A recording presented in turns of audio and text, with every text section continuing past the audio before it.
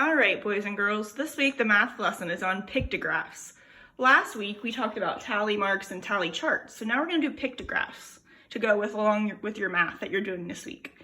So pictographs, the purpose why we use them is to show data using pictures or symbols. That makes sense, right? We use pictures, pictograph, pictures, same thing, start with pict. All right, so if we take a look, our chart for this week says favorite desserts. Okay, favorite desserts. And just like the title of a book, the title of a graph has a title also. So this title for this graph is favorite desserts. Okay, so the choices, the categories that I labeled over here are cookies, cake, ice cream, or candy.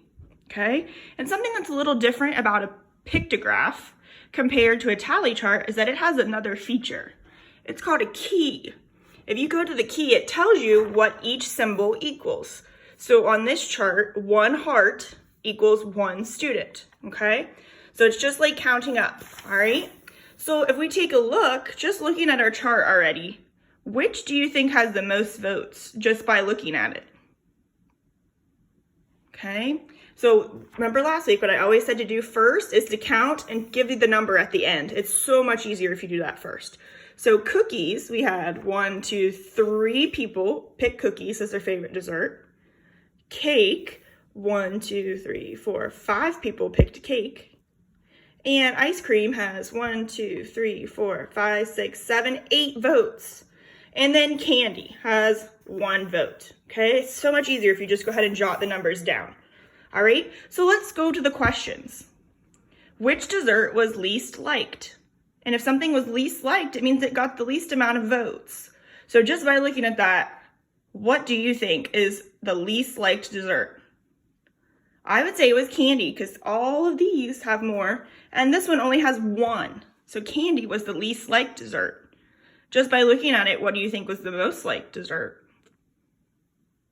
Ice cream, you're right, because there's 8 for ice cream, 8 votes, and that's the highest number.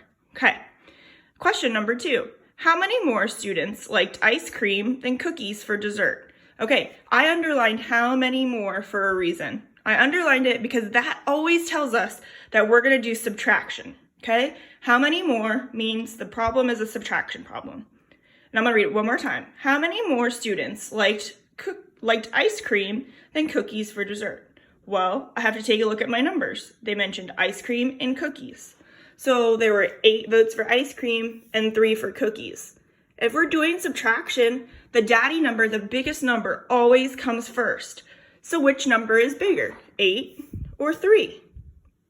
I would say 8's the biggest. And if it's a subtraction problem, we need to say 8 that voted for ice cream minus the 3 that voted for cookies equals 5 more students. So 5 more students liked ice cream than cookies for dessert, okay? So that is a quick lesson on pictographs.